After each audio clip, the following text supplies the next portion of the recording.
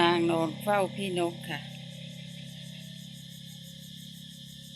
ปีเตอร์นอนเฝ้าพี่นกครับ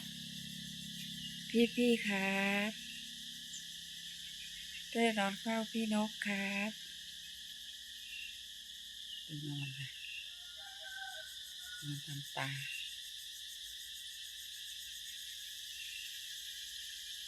นกบินผ่านค่ะนางจะเอาแต่นกก็หนีนางหมดลูกครับ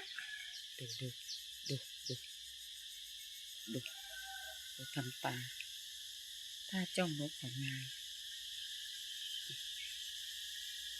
ถ้าจ้องนกจ้องจนตาจะหลุด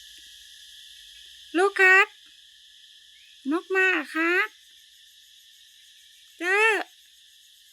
นกมาครับลูกเมินนกแล้วค่ะ